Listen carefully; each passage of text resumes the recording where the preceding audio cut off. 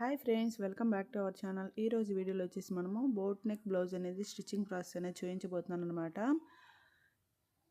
ఇంతకుముందు వీడియోలో వచ్చేసి దీని యొక్క కటింగ్ ప్రాసెస్ అనేది అప్లోడ్ చేశానండి. ఎవరైనా చూడకపోతే ఒకసారి ఆ యొక్క వీడియోని అయితే చూడండి. ఈ విధంగా ఫస్ట్ వచ్చేసి మనము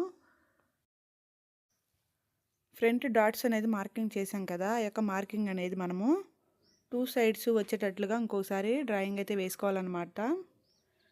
2 సైడ్స్ ఈక్వల్గా రావాలంటే కింది వైపు మనకి ఆ మార్కింగ్ అనేది కనపడుతుంది. ఆ యొక్క మార్కింగ్ ప్రకారం ఈ విధంగా మనము డ్రాయింగ్ అయితే వేయాలండి. వేసేసిన తర్వాత ఇప్పుడు వచ్చేసి మనము మెయిన్ ఫ్యాబ్రిక్ ఉంది కదా, ఆ యొక్క మెయిన్ ఫ్యాబ్రిక్ పై వైపుని యొక్క లైనింగ్ పార్ట్ని అనేది పెట్టేసుకొని స్టిచ్చింగ్ అయితే వేయాలన్నమాట. దానికోసము మనం వచ్చేసి ఈ విధంగా ఉల్టా సీదా పార్ట్ అనేది చూసుకోవాలండి. చూసేసుకున్న తర్వాత ఇప్పుడు వచ్చేసి మనము ఈ యొక్క మెయిన్ ఫ్యాబ్రిక్ పై వైపున మనము ఈ యొక్క లైనింగ్ పార్ట్ని అయితే నెక్ సైడ్ అయితే పెట్టుకోవాలండి. ఈ యొక్క నెక్ పార్ట్ కూడా మనము సెంటర్ అనేది చూసుకోవాలన్నమాట. సెంటర్ చూసుకొని నీట్గా ఎగ్జాక్ట్గా అయితే మనము పెట్టుకొని ఫస్ట్ వచ్చేసి నెక్ చుట్టూతో ఒక కుట్టు అయితే వేయాలి. నెక్స్ట్ మనము చంక వైపు కూడా జాయింట్ అయితే చేయాలన్నమాట. అదేవిధంగా రెండో చంక వైపు కూడా ఈ విధంగా జాయింట్ అయితే చేయాలండి. ఈ విధంగా వేసిన తర్వాత మనము ఈ యొక్క ఖర్చు అనేది ఎక్స్ట్రాగా వదిలేసాం కదా, ఈ యొక్క ఖర్చు మొత్తాన్ని కూడా కట్ చేయాలన్నమాట. కట్ చేసిన తర్వాత ఇప్పుడు వచ్చేసి మనము ఇంతకుముందు డాట్ కోసం మార్కింగ్ అయితే వేసాం కదా, ఈ యొక్క మార్కింగ్ ప్రకారం మనము స్టిచ్ అయితే వేయాలన్నమాట.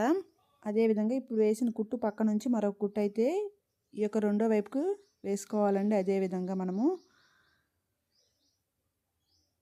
ఈ విధంగా రెండు డాట్ కోసము కూడా స్టిచ్ అయితే వేసుకోవాలన్నమాట. వేసేసిన తర్వాత ఈ యొక్క కుట్టు మధ్య నుంచి మనము ఇక్కడ చూపిస్తున్న విధంగా అయితే ఈ యొక్క పార్ట్ని అయితే డివైడ్ చేసుకోవాలండి. ఈ విధంగా డివైడ్ చేసిన తర్వాత ఇప్పుడు వచ్చేసి మనము రెండో పార్ట్ కూడా ఈ విధంగా కట్ చేసి డివైడ్ చేసుకోవాలన్నమాట.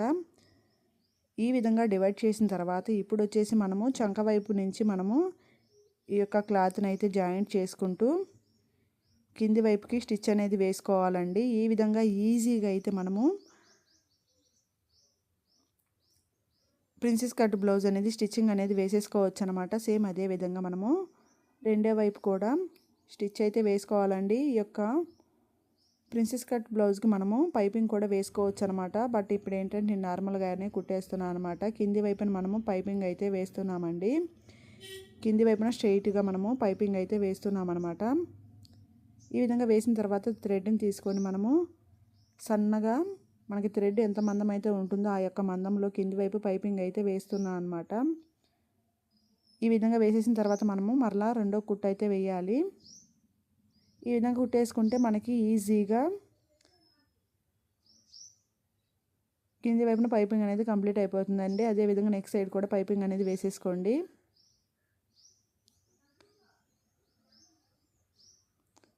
వేసిన తర్వాత ఎక్స్ట్రా ఖర్చుని కట్ చేసేసి సేమ్ అదే విధంగా థ్రెడ్ పెట్టేసుకొని నెక్ చుట్టూతా కూడా మనము ఫోల్డ్ చేసుకుంటూ నిదానంగా ఈ యొక్క పైపింగ్ని అయితే వేసుకోవాలన్నమాట. ఈ విధంగా వేసేసుకుంటే మనకి ఫ్రంట్ పార్ట్ కంప్లీట్ అయిపోయినట్టేనండి. బోట్ నెక్ బ్లౌజ్ చాలా ఈజీ అండి. సింపుల్గా స్టిచ్ అనేది చేసుకోవచ్చు అనమాట. ఈ బ్లౌజే కాదండి, బ్లౌజెస్ అనే కాదు, ఏదైనా మనము నేర్చుకోవాలనే ఒక పట్టుదల మనలో ఉండాలి. కానీ ఏదైనా కూడా ఈజీగా కుట్టుకోవచ్చు అనమాట. హ్యాండ్ పార్ట్ అనేది స్టిచ్ చేసుకుందాం. దానికోసము లైనింగ్ క్లాత్ అనేది ఒకవైపు ఫోల్డ్ చేసుకొని కుట్టుకున్న తర్వాత మనము ఈ యొక్క మెయిన్ ఫ్యాబ్రిక్ పై వైపుని పెట్టుకొని ఈ విధంగా అయితే స్టిచ్చింగ్ అనేది వేసుకోవాలి. వేసిన తర్వాత ఎక్స్ట్రా ఉన్న ఖర్చు మొత్తాన్ని కూడా నేను కట్ చేస్తున్నాను అనమాట. ఎగ్జాక్ట్గా మనము ఫస్టే కట్ చేసుకుంటే కొత్తగా కుట్టేవారైతే కొంచెం అటు ఇటుగా కుట్టుకొని ఈ యొక్క క్లాత్ సరిపోకుండా ఇబ్బంది అవుతుందండి. అందుకోసము మనం ఈ విధంగా ఎక్స్ట్రా క్లాత్ అనేది వదిలేసుకొని కుట్టుకుంటే కట్ చేసినట్లయితే ఈ విధంగా కుట్టిన తర్వాత ఎక్స్ట్రా క్లాత్ ఉన్నా సరే మనము కటింగ్ అనేది చేసుకోవచ్చు అనమాట. అప్పుడు క్లాత్ అనేది సాలకపోవడం అట్లాంటి ఇబ్బంది ఏమి ఉండదన్నమాట. నెక్స్ట్ మనము బ్యాక్ నెక్ అనేది కట్ చేసుకోవాలన్నమాట. ఈ విధంగా కట్ చేసిన తర్వాత మనము మెయిన్ ఫ్యాబ్రిక్ని కూడా 2 పార్ట్స్గా డివైడ్ చేసుకొని నెక్ చుట్టూతో స్టిచ్ అయితే వేసేసి మనము నెక్ షేప్ ఇచ్చాం కదా, ఆ షేప్ వరకు అయితే కుట్టుకొని ఈ విధంగా కట్ చేయాలన్నమాట. కట్ చేసిన తర్వాత మనము చంక వైపు కూడా జాయింట్ అనేది చేసుకోవాలండి. చేసేసిన తర్వాత ఈ విధంగా మనము ఇంకో పార్ట్ ఉంది కదా, ఆ యొక్క పార్ట్ని కూడా మనము ఇక మెయిన్ ఫ్యాబ్రిక్కి స్టిచ్చింగ్ అనేది చేసుకోవాలి. ఈ విధంగా చేసిన తర్వాత ఇప్పుడు వచ్చేసి మనము ఈ పార్ట్కి కూడా పైపింగ్ అయితే వేసుకోవాలన్నమాట. ఈ విధంగా పైపింగ్ వేయడం కోసము మనము క్లాత్ని అయితే ముందే రెడీ చేసి పెట్టుకోవాలండి. మనకి క్లాత్ అనేది ఎక్కువగా రెడీ చేసి పెట్టుకున్న వేస్ట్గా ఏం పాదనమాట. మనం బ్లౌజెస్ కుడుతూనే ఉంటాం కదా, అన్నిటికీ యూజ్ చేసుకోవచ్చండి. ఈ విధంగా మనము కుట్టేసుకున్న తర్వాత ఈ యొక్క ఎక్స్ట్రా ఖర్చు మొత్తాన్ని నీట్గా కట్ చేసి ఇప్పుడు మరలా మనము థ్రెడ్ పెట్టుకొని ఈ యొక్క నెక్ చుట్టూతా కూడా మనము సన్నగా పైపింగ్ అయితే వేసుకోవాలి. పైపింగ్ కుట్టేటప్పుడు కూడా మనము నీట్గా అయితే స్టిచ్చింగ్ అయితే వేయాలండి. ఒక చోట ఎక్కువగా ఒక చోట తక్కువగా కాకుండా నెక్ చుట్టూతా కూడా ఒకే లెంత్లో అయితే మనం పైపింగ్ వేసినట్లయితే ఫినిషింగ్ అనేది నీట్గా పర్ఫెక్ట్గా అయితే వస్తుందన్నమాట. బ్లౌజ్ లుక్ అనేది కూడా చాలా అంటే చాలా బాగుంటుందండి. ఈ విధంగా మనము ఫస్ట్ ఒక స్టిచ్ అయితే వేసాం కదా, అదేవిధంగా మరలా రెండో స్టిచ్ కూడా వేసుకుంటే మనకి ఆ ఖర్చుకి మనం మరలా చేతి పని అలాంటివి చేసే పని లేకుండా రెండో కుట్టు కూడా వేసేయాలన్నమాట. వేసిన తర్వాత సేమ్ ఇదే విధంగా మనము రెండో నెక్ పార్ట్ ఉంది కదా, ఇటువైపు కూడా మరలా మనము పైపింగ్ అయితే వేసేసుకోవాలి. ఈ విధంగా వేసేటప్పుడు కార్నర్స్ దగ్గర మనము కొంచెం క్లాత్ అనేది ఫోల్డ్ చేయాలండి. ఫోల్డ్ చేసి కుట్టుకోవడం వల్ల మనకు ముడత లేకుండా నీట్గా పర్ఫెక్ట్గా అయితే ఈ యొక్క పైపింగ్ అనేది వస్తుందన్నమాట. ఈ పైపింగ్ కోసము ప్రతి ఒక్కరూ కూడా థ్రెడ్ని అయితే యూజ్ చేయండి ఫ్రెండ్స్. ఈ విధంగా థ్రెడ్ యూజ్ చేసి మనము పైపింగ్ అనేది వేసుకుంటే ఫినిషింగ్ నీట్గా ఉంటుంది. అదేవిధంగా చూడడానికి కూడా లుక్ అనేది చాలా బాగుంటుందన్నమాట. ఈ విధంగా పైపింగ్ అనేది మనము నార్మల్ పాదంతో కూడా నీట్గా అయితే వేసుకోవచ్చండి. స్టార్టింగ్లో కుట్టేవారైతే ఫస్ట్ అనేది సింగిల్ పాదంతో పైపింగ్ వేయడం అనేది నేర్చుకోండి.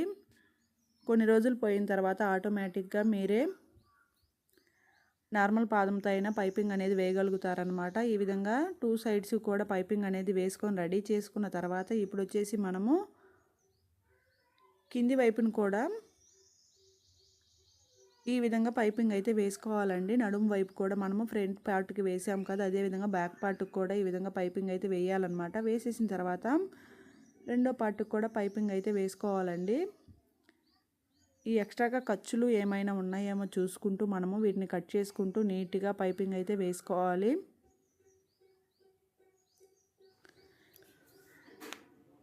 టూ పార్ట్స్కి కూడా పైపింగ్ అనేది కంప్లీట్ అయిపోయిన తర్వాత ఇప్పుడు వచ్చేసి మనం హుక్ పట్టి కాజా పట్టి కూడా స్టిచ్ చేసుకోవాలన్నమాట.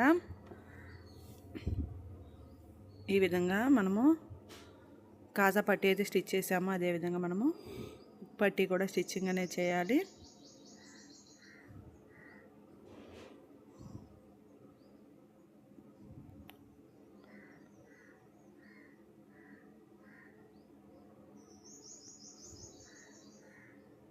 ఓకే అండి, హుక్ పట్టి కాజా పట్టి రెండు కూడా స్టిచ్చింగ్ అయితే చేసేసామండి. మనకి ఫైనల్ లుక్ అనేది ఈ విధంగా ఉంటుందన్నమాట బ్యాక్ సైడు. ఇప్పుడు వచ్చేసి మనము 2 పార్ట్స్ కూడా జాయింట్ అనేది చేయాలి. మనము నెక్ వైపు నుంచి స్టిచ్చింగ్ అయితే స్టార్ట్ చేయాలన్నమాట. 2 షోల్డర్స్ కూడా జాయింట్ చేసుకున్న తర్వాత ఇప్పుడు వచ్చేసి హ్యాండ్ పార్ట్ అయితే స్టిచ్ చేసుకోవాలన్నమాట. మనం క్రాస్గా ఉన్న సైడ్ వచ్చేసి ఫ్రంట్ పార్ట్ వైపు ఉండేటట్లుగా చూసుకొని ఈ విధంగా హ్యాండ్ పార్ట్ అయితే స్టిచ్ చేయాలి. అదేవిధంగా సెకండ్ సైడ్ కూడా హ్యాండ్ పార్ట్ అనేది స్టిచ్చింగ్ అయితే చేస్తున్నాము. ఓకే అండి, 2 హ్యాండ్స్ కూడా స్టిచ్చింగ్ అయితే చేసామన్నమాట. ఇప్పుడు వచ్చేసి మనము సైడ్ జాయింట్స్ అయితే చేసుకోవాలన్నమాట. సైడ్ జాయింట్స్ చేసేటప్పుడు మనము మెజర్మెంట్స్ అనేది చూసుకుంటూ సైడ్ జాయింట్ స్టిచ్ అనేది వేసుకోవాలి. ఈ విధంగా వేసుకున్న తర్వాత మనము ఎక్స్ట్రా ఖర్చు అనేది కట్ చేయాలండి. కట్ చేసిన తర్వాత మనము ఇంకో స్టిచ్ అయితే వేసుకోవాలన్నమాట. ఈ విధంగా వేసేస్తే మనకి ఇక్కడ అనేది వన్ సైడ్ అయితే స్టిచ్చింగ్ కంప్లీట్ అవుతుంది. అదేవిధంగా రెండో వైపు కూడా జాయింట్ అయితే చేసుకోవాలన్నమాట. ఈ విధంగా చేసిన తర్వాత ఎక్స్ట్రా ఖర్చుని మరలా కట్ చేయాలి. మనం ఒక 1.5 ఇంచ్ వెడల్పు అనేది ఖర్చు ఉంచుకొని మిగతా ఖర్చు మొత్తాన్ని కూడా కట్ చేసేయండి. ఈ విధంగా కట్ చేసిన తర్వాత ఇప్పుడు వచ్చేసి మనము బ్యాక్ టక్స్లు అనేది వేసుకోవాలన్నమాట. ఈ విధంగా 2 టక్స్లు అయితే మనము నార్మల్ బ్లౌజ్కి ఏ విధంగా వేస్తామో అదేవిధంగా 2 టక్స్లు అయితే వేయాలన్నమాట. ఈ విధంగా వేసుకుంటే మనకి బ్లౌజ్ స్టిచ్చింగ్ అనేది కంప్లీట్ అయిపోతుందండి. ఈజీగా మనము బోట్ నెక్ బ్లౌజ్ అనేది స్టిచ్చింగ్ ప్రాసెస్ అనేది చూసాం కదా. ఇప్పుడు వచ్చేసి మనము బ్యాక్ సైడ్ థ్రెడ్ అనేది స్టిచ్ చేసుకోవడం కోసం క్రాస్ పీస్ అయితే తీసుకోవాలన్నమాట. థ్రెడ్ కోసం ఎప్పుడైనా సరే క్రాస్ పీస్నే తీసుకోండి ఫ్రెండ్స్, అప్పుడు మాత్రమే థ్రెడ్ అనేది నీట్గా సన్నగా వస్తుందన్నమాట. నెక్స్ట్ వచ్చేసి మనము ఈ యొక్క క్లాత్ని హాఫ్ కైతే ఫోల్డ్ చేసుకొని కుట్టుకోవాలండి. ఈ విధంగా కుట్టిన తర్వాత ఇప్పుడు వచ్చేసి మనము లూప్ టర్నర్తో రివర్స్ అయితే చేసుకోవాలి. ఈ విధంగా రివర్స్ చేసుకుంటే నీట్గా మనకి హ్యాంగింగ్ థ్రెడ్ అనేది రెడీ అయిపోతుంది అనమాట. ఈ యొక్క హ్యాంగింగ్ థ్రెడ్కి మనము కింది వైపున ఈ యొక్క క్లాత్ని సమోసా షేప్లో అయితే ఈ విధంగా కుడుతున్నానండి. మనమే ఇక్కడ హ్యాంగింగ్స్ అనేది కూడా స్టిచ్ చేసుకోవచ్చు అనమాట. బట్ ఏంటంటే నేను ఇక్కడ క్లాత్తోనే ప్రిపేర్ చేస్తున్నాను అనమాట. ఈ విధంగా కుట్టిన తర్వాత మనము ఈ యొక్క థ్రెడ్స్ని బ్యాక్ సైడ్ స్టిచ్ చేసుకోవాలి. ఈ విధంగా స్టిచ్ చేసుకుంటే లుక్ అనేది చాలా బాగుంటుందండి. ఈ ప్లేస్లో మనము బటన్ అయినా పెట్టుకోవచ్చు అనమాట. హ్యాంగింగ్స్ కావాలంటే హ్యాంగింగ్స్, లేదా బటన్ అయినా స్టిచ్చింగ్ అనేది చేయొచ్చు. ఓకే ఫ్రెండ్స్, వీడియో ఏ విధంగా ఉందో కామెంట్ సెక్షన్లో అయితే తెలియచేయండి. వీడియో నచ్చినట్లయితే తప్పకుండా మన ఛానల్ అయితే సబ్స్క్రైబ్ చేయండి ఫ్రెండ్స్. అదేవిధంగా పక్కనే ఉన్న బెల్ ఐకాన్ని యాక్టివేట్ చేసుకోవడం ద్వారా మనం పెట్టే ప్రతి ఒక్క వీడియో నోటిఫికేషన్ అనేది మీ అందరికీ వస్తుందండి. Thanks for watching. Please subscribe and support my channel.